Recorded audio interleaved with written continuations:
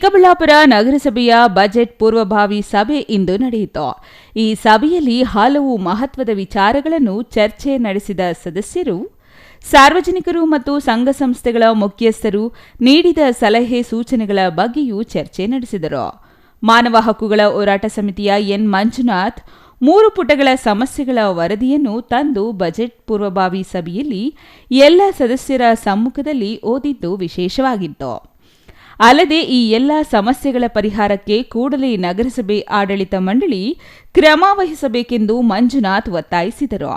ಪ್ರಸ್ತುತ ಚಿಕ್ಕಬಳ್ಳಾಪುರ ನಗರಕ್ಕೆ ನೀರೊದಗಿಸುತ್ತಿರುವ ಜಕ್ಕಲಮಡುಗು ಜಲಾಶಯದ ಪಂಪ್ ಮೋಟಾರ್ಗಳು ಹಳೆಯದಾಗಿದ್ದು ಅವುಗಳಿಂದ ಪದೇ ಪದೇ ಸಮಸ್ಯೆ ಎದುರಾಗುತ್ತಿರುವ ಕಾರಣ ಅವುಗಳನ್ನು ಬದಲಿಸಿ ಹೊಸ ಪಂಪ್ ಮೋಟಾರು ಅಳವಡಿಸಲು ಸಭೆಯಲ್ಲಿ ತೀರ್ಮಾನಿಸಲಾಯಿತು.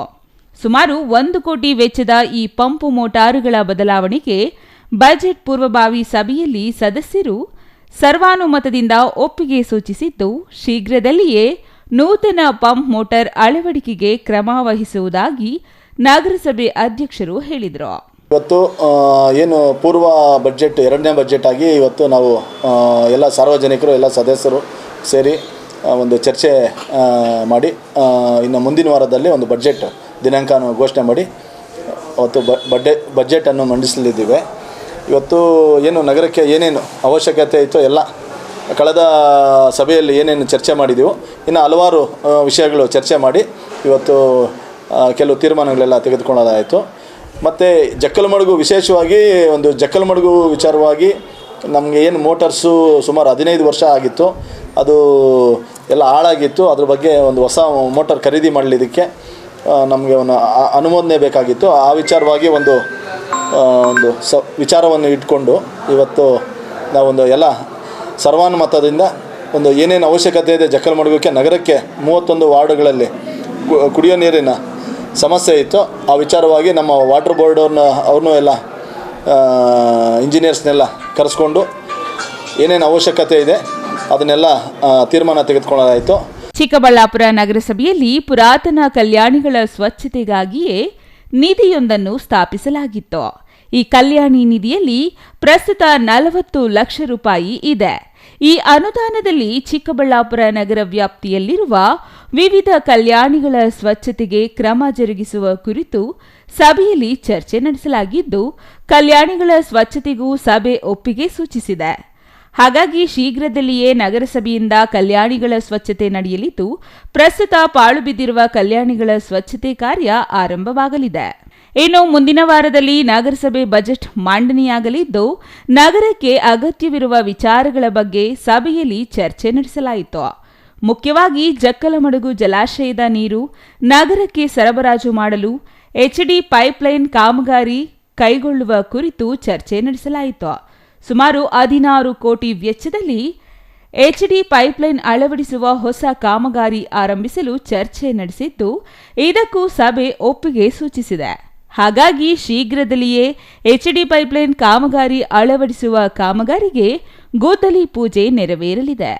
ಇನ್ನು ಈ ಇನ್ನೊಂದು 3-4 ದಿನಗಳಲ್ಲಿ ಚಿಕ್ಕಬಳ್ಳಾಪುರ ನಗರಕ್ಕೆ ಏನು HD ಪೈಪ್ಲೈನ್ ಜಕ್ಕಲಮಡುಗು ಕುಡಿಯೋ ನೀರಿನ ಪೈಪ್ಲೈನ್ ಸುಮಾರು ಒಂದು 16 ಕೋಟಿ ವೆಚ್ಚದಲ್ಲಿ ಒಂದು ಹೊಸ ಕಾಮಗಾರಿಯನ್ನು ಪ್ರಾರಂಭ ಮಾಡಲಿಕ್ಕೆ ದಿನಾಂಕ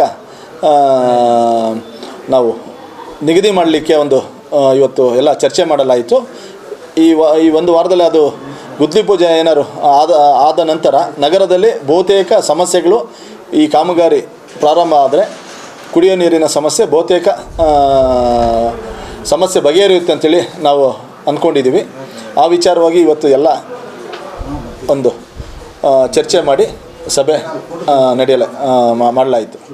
ಜಕ್ಕಲಮಡುಗು ಜಲಾಶಯದ ನೀರು ಸರಬರಾಜಿಗೆ HD ಪೈಪ್ಲೈನ್ ಅಳವಡಿಕೆಯಾದಲ್ಲಿ ನಗರದಲ್ಲಿ ಕುಡಿಯುವ ನೀರಿನ ಸಮಸ್ಯೆಗೆ ಶಾಶ್ವತ ಪರಿಹಾರ ಸಿಗಲಿದೆ ಎಂದು ನಗರಸಭೆ ಅಧ್ಯಕ್ಷ ಗಜೇಂದ್ರ ಹೇಳಿದ್ದಾರೆ.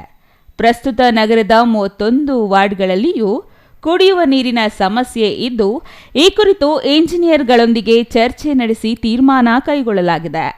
ಇದೀಗ ಬೇಸಿಗೆ ಆರಂಭವಾಗಿದ್ದು, ನಗರದಲ್ಲಿ ನೀರಿನ ಸಮಸ್ಯೆ ಬಾರದಂತೆ ಕ್ರಮ ವಹಿಸಲು ಸೂಚಿಸಲಾಯಿತು. ನಗರದಲ್ಲಿ ನಮ್ಮ ಏನು ಪುರಾತನ ಕಲ್ಯಾಣಿಗಳಿದ್ದಾವೆ ಅದನ್ನು ಇವತ್ತು ಸಾಕಷ್ಟು ಹಾಳಾಗಿದೆ. ಅದ್ರ ವಿಚಾರವಾಗಿ ಅದನ್ನೆಲ್ಲ ಪುನಶ್ಚೇತನ ಮಾಡಬೇಕಂತ ಹೇಳ್ಬಿಟ್ಟು ಒಂದು ತೀರ್ಮಾನ ಮಾಡಲಾಗಿದೆ. ನಮ್ಮಲ್ಲಿ ಕಲ್ಯಾಣಿ ನಿಧಿ ಅಂತ ಹೇಳ್ಬಿಟ್ಟು ಒಂದು 40 ಲಕ್ಷ ಇದೆ.